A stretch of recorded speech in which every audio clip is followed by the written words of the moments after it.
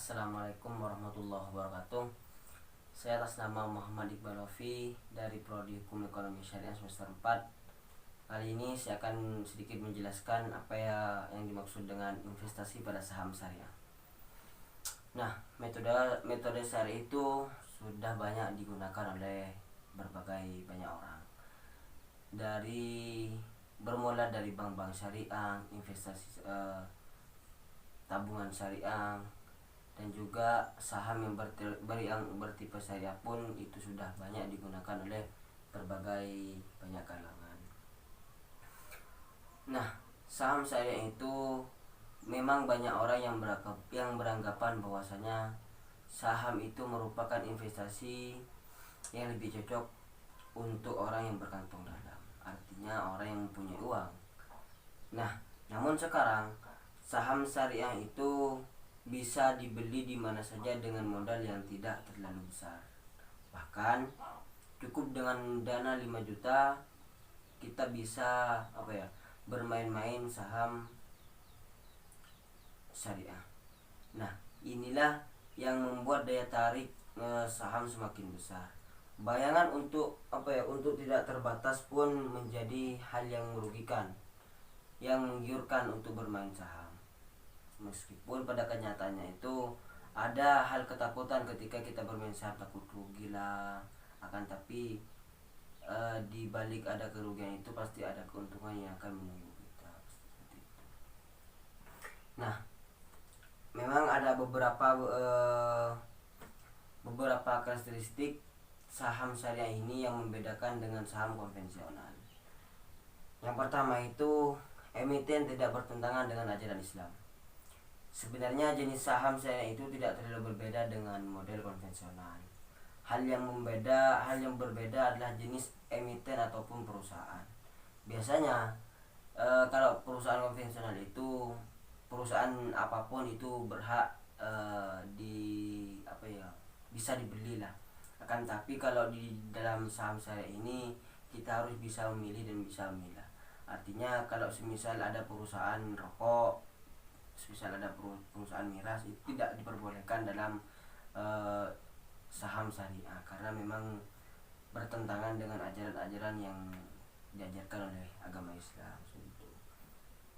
Yang kedua itu adalah sistem bagi hasil. Nah, di dalam sistem bagi hasil ini sama seperti bank-bank syariah yang tidak menerapkan unsur riba.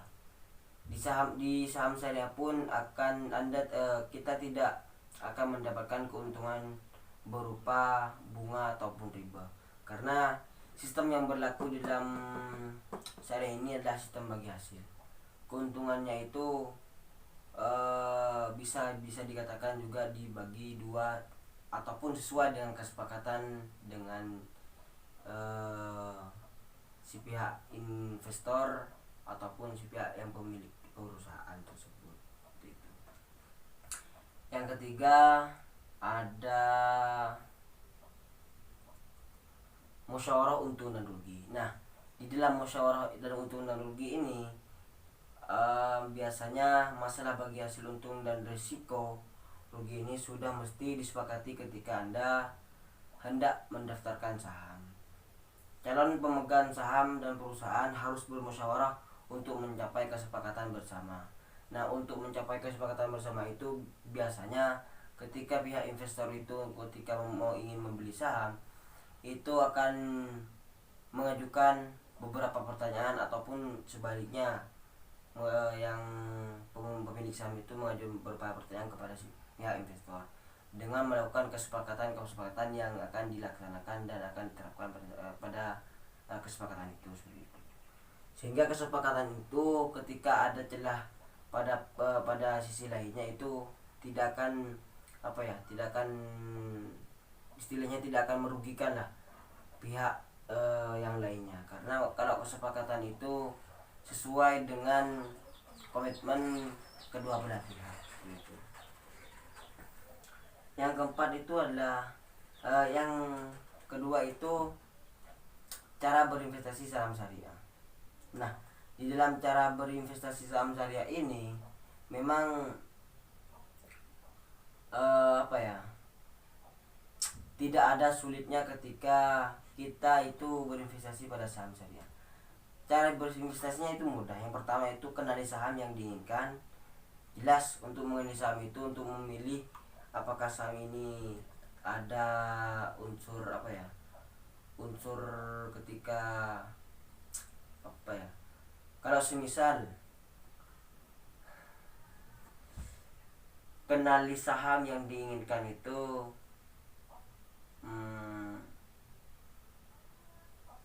meskipun sering dikatakan dengan istilah bermain saham, kegiatan yang satu ini tidak dapat Anda samaratakan dengan kegiatan bermain ataupun bersenang-senang semata.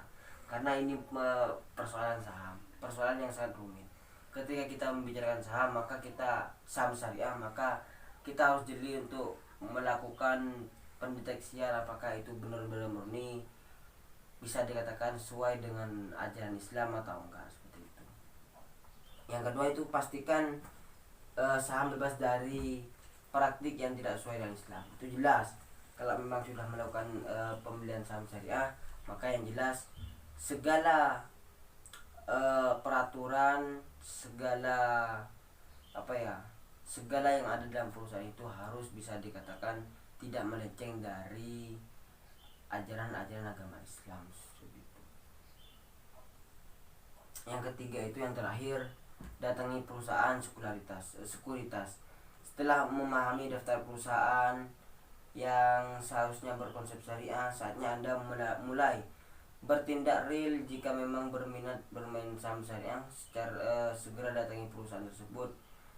Cek perusahaannya, bagaimana kualitasnya, bagaimana pengaruhnya terhadap perusahaan Anda yang nantinya Anda miliki, sehingga memiliki keuntungan yang bisa mengenakan bagi sang investor ataupun sang perusahaan gitu.